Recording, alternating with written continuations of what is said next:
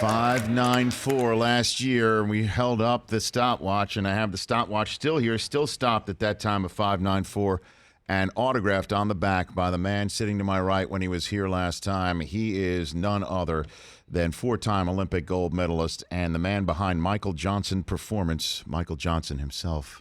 Good to see you, MJ Gold. Good How to are see you? you. Good to see you, Rich. That was good last year. Okay. You got my attention. I've been watching you for years, but that was good last year. I got your attention. You got my attention. What in specific got your attention? I thought that, as I told you before, Yes. I thought you were much more efficient last year than I had ever seen you before. And that is really the key at the end of the day to running a fast time. Guys are fast, but the more efficient you can be, because it's all about movement, the more efficient you can be and the better you can displace power, the faster you're going to run. Yeah, because I remember you were here last time and you were talking about my foot was too flat or something like that, that I wasn't displacing enough power. Right. So what first got my attention is that you were much more efficient. And then, of course, the first thing I start doing is what could we improve? Okay. And yeah, so in that drive phase, when you first come out of the blocks, you want to get away as quick as possible. That's your opportunity and your only opportunity in the entire 40-yard sprint to put power back in a horizontal type of motion where you're actually able to propel yourself forward. Right. But you sort of rob yourself of that when you get flat-footed. So now, after that great start you got, it's almost like now you're putting the brake on. So it's like, got the acceleration on, but when you get flat-footed, now I'm pushing the brake. Now I'm accelerating, now I'm pushing the brake. You want to be acceleration with every step. Accelerate, accelerate, accelerate. So how do I do that? Come to Michael Johnson Performance. Who is coming to Michael Johnson Performance this year? Who do you got? Yeah, we've got our normal. We limit our class size of our combine guys to 20. So we got 20 guys, and then we've got another 40 guys, just pro day guys that are all getting ready for their pro days. So we got about 45, 50 guys. Got some Baylor guys in there this year. We got Tim Williams from Alabama. We've got a couple of guys from UNC, got a couple of UCA. So when they come, obviously, with me, you've got a speed-challenged individual, somebody who's running in a suit, somebody who's in his, gosh, I can't believe I'm going to say these words, late 40s. With these guys, when these combine kids, Michael Johnson, come to Performance, what needs to be honed for these kids? Yeah, I mean, what we've recognized over the years, over the last 10 years of training guys for the combine, is that they're not going to play football when they get to the combine. And they're fantastic football players. And what we've got to do over the 7 to 8 weeks that we have them with us is we've got to teach them some new skills. They're great athletes. And what great athletes will typically do when you put them in any situation where they've got to be athletic, whether it's bench press for reps or whether it's 5-10-5 drill for a time or 40-yard dash for time or vertical jump, we rely on our athleticism. That's what great athletes do.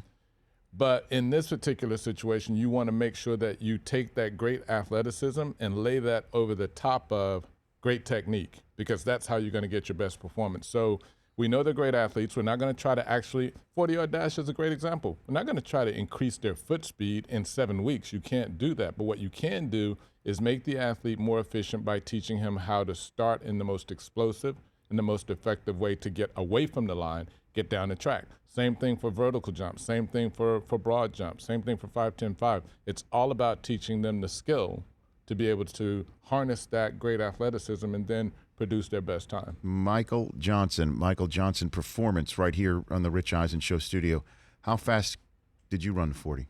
Obviously, you were not measured in 40 yards, but how fast could you have run the 40, or would you have run the 40? Never ran the 40. Come on, not once? Not once. Because you were dealing with metrics? You were not dealing with yards here? We're dealing with distances greater than 40 yards. Right. So, yeah, I mean, when you... So how fast would you have been able to do it? Come on. I think, so my 200-meter world record was 19.79 seconds, right? So in that, you got to remember, I'm coming out of the blocks, which gives me a huge advantage. Sure. But, yeah, probably down to around 4 seconds. You'd have run a 4-second 40-yard dash. Yeah. But, again, I'm coming out of the blocks, which is an advantage. Sure. But then I'm also the fastest in the world. So, I mean. That's an advantage, too. But that was, when people talk about, football speed is one thing. Yeah. Track speed is a completely different universe. And the two aren't even comparable. I mean, you're talking about athletes that, not football players who decide, yeah, I'm going to go out here and run the 40 or have to run the 40 for a combine or just to test themselves. This is what they train to do every day. Usain Bolt probably will run the 40 yards in 4 seconds flat, if not under 4 seconds. I mean, because that's what he does. That's his job. A sub 4:40. Yeah. For Usain Bolt. Absolutely. Now, you know how many times I'm sitting next to Mike Mayock during the combine coverage, and he goes, "This is a track guy. Let's see how fast he can run." And we get like a 4.5 or sometimes a 4.40. Is it because these guys are used to running out of blocks, and now it's difficult for them to run a 40 in this manner, where they're just basically squatting and getting off the blocks themselves? The 40-yard dash is really a measure of quickness more so than a measure of speed. Mm-hmm. So if you have a track guy, he understands the fundamentals, but a track guy, even though he might run a 4.5, and you got some football guys that might run a 4.3, the shortest distance in track is 100 meters. You put both of those guys in 100 meters, now the 4.5 track guy is probably going to run much faster than the 4.3 football guy, because it's about speed, and that's what track guys are all about. It's about the speed over the minimum distance, whether it's 100 meters or 200 meters. They have quick. Some of them will have a quick start. Some of them won't be as quick. But, comparing a football guy to a track guy over 40 meters isn't really a fair comparison. You compare them over 100 meters. But we get a lot of track guys that come in, and they're much easier to train for the 40 because they understand the fundamentals. You can take that block start and translate the same sort of mechanics that are required out of a block start to a three-point start, and that's something we'll be working on. We being you and I? Yeah. Fantastic. Cannot believe I'm going to have an hour-long workout with Michael Johnson after the show's over. Well, pressure's on, Rich. What's your fastest? Where are you fastest at in the 100 or 200, Michael? Like, what distance? From what point do you accelerate the fastest? Because most people don't get going for the first 20 to 30 yards. Yeah. Where were you the fastest? So as a 200-meter, 400-meter sprinter, I was faster once I got going. I didn't have as explosive of a start as some of the 100-meter guys. So in the 200 meters, a lot of the guys that I competed against, they were 100-meter specialists. So they would get out faster and quicker than I did. So take, for example, the first 40 meters. They might be quicker in the first 40 meters, but once I get going in terms of just maximum speed, I'm faster than them. And then I can hold the speed longer. So at the end of the race, which is where it's really, that's what really counts, is at the end of the race, who crosses the finish line first, I have the advantage because I can hold the speed longer and I can reach a higher top speed. So again, and that's the difference between what we're talking about with track is how fast can you cover that distance when it's a distance that requires you to maintain the speed. Whereas in the 40, we're just talking about how quickly can you get up to speed. That's what that really is a measure of, is of quickness and acceleration. Well, I got up to 20 miles an hour last year. That's pretty good. How about that? I could have been ticketed in certain zones in the United States of America. School zones. School zones. You be careful in school zones, Rich. Yeah. That's where I thought you were best last year. I mean, there wasn't a lot, and we talked about this. Your maximum velocity, once you got up and into your running, was pretty efficient. You're one of the issues is you want to reach though, so a lot of your mechanics are on the front side. But in order to produce power, you got to produce a lot of backside mechanics, and that's where you actually will get a faster top speed. It's great. I got to be honest with you. Backside mechanics was my nickname in high school. Very good at that. We'll take a break in 60 seconds. We're back with Michael Johnson. I want to ask you a couple more questions. Chris Johnson said something on the show about how he could beat Usain Bolt in a race. And we'll ask you a couple more questions about my goal making for next week. That's an important Michael part Johnson back here in a minute here on the Rich Eisen Show. I once ran the 40, and Deion Sanders ran it as the character Leon Sandcastle one year with the big afro. You remember? Yeah. He backpedaled and stayed with me stride for stride for the last 20 yards. Rumor has it that he ran a sub 4.240 when he was at the combine. How fast do you think Deion Sanders was? Do you think? Deion was quick. There's no doubt about it. I mean, he was a great track guy at Florida State. I think one time he came over from baseball, and there's a story that he came over from a baseball game because he played baseball, of course, and came over to a track meet that Florida State was hosting. ran the 100 meters, won it, and went back over and finished the game. I mean, he was a good. He could have been. I believe Deion probably could have been a world-class track athlete. What about Bo Jackson? You think he could have done it? No. Why? Bo was quick, but I don't think that Bo had the sort of top-end speed that like a Deion Sanders had. I mean, Bo was an amazing athlete, but I don't know that he had the sort of top-end speed that Deion had. So who would be the fastest athlete from non-track sports that you've seen just watching or actually saw eyeballed yourself, Michael Johnson? You think would be the fastest?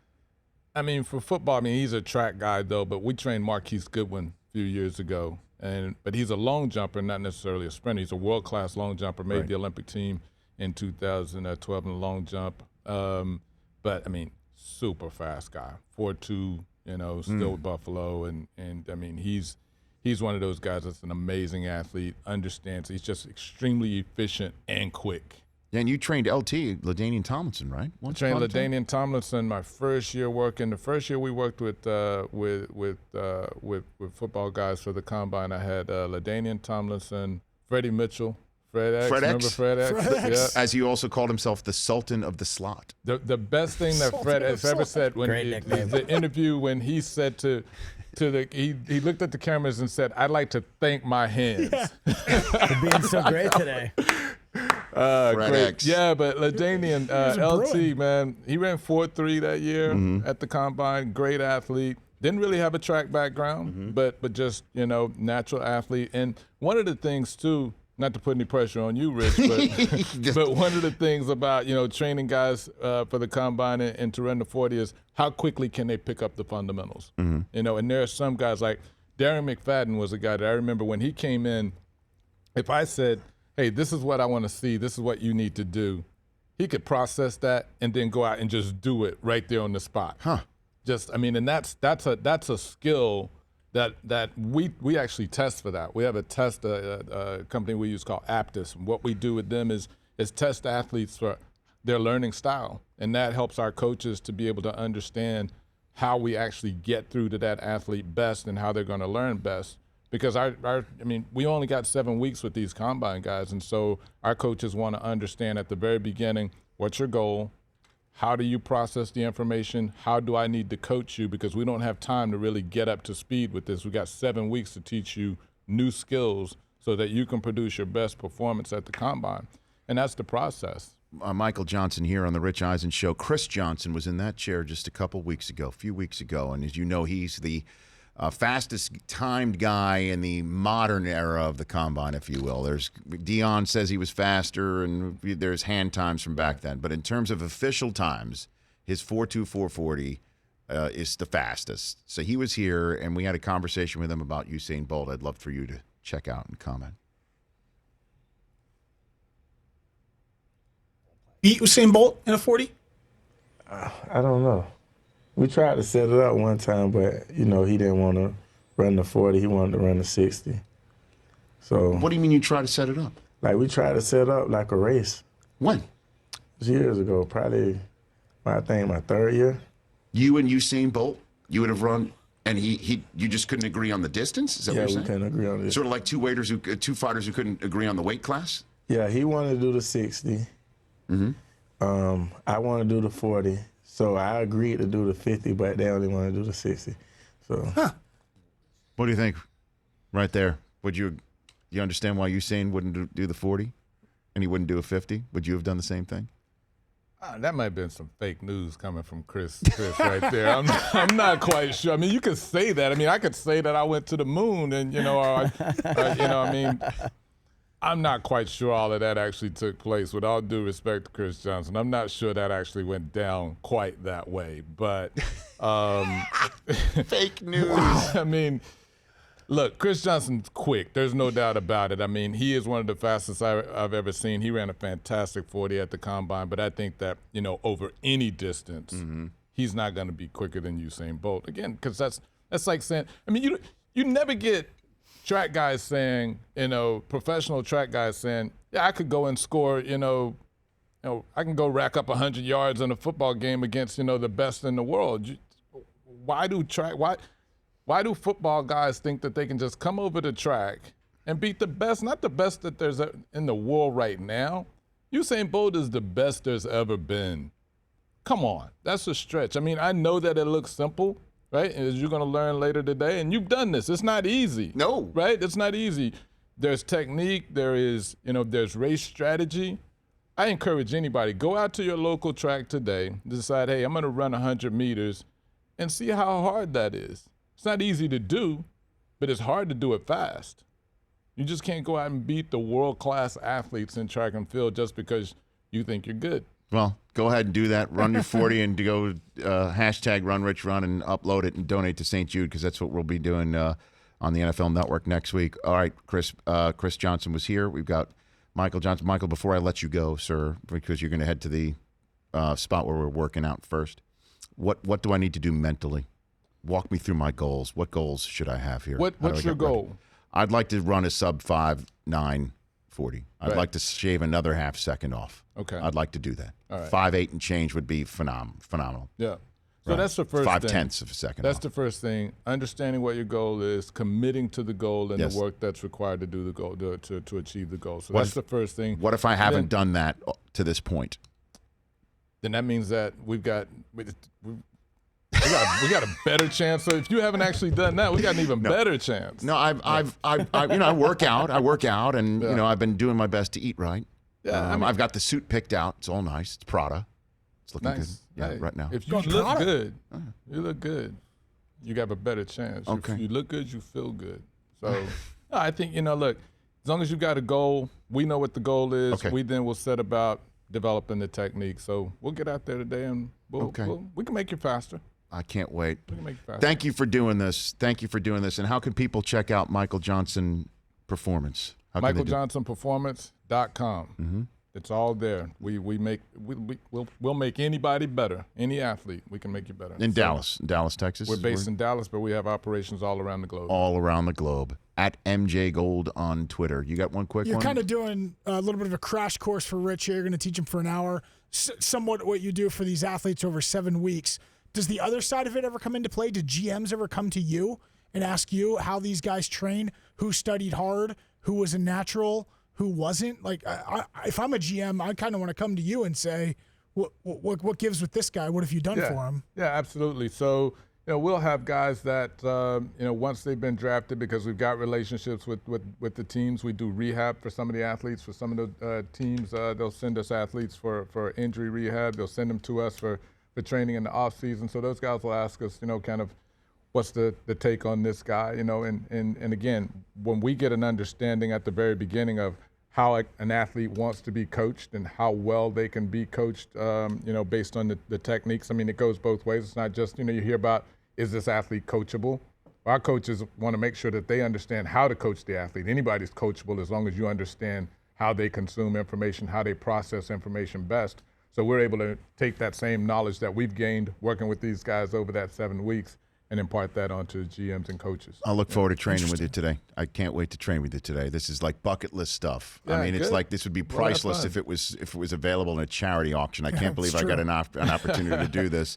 And I love what you said about Chris Johnson. By the way, now I know where he got fake news from. Michael Johnson, he got it from season 9 of The Celebrity Apprentice. You are fake news. Right there. It's a blast from past for you. The Rich Eisen Show, weekdays at noon Eastern on Audience.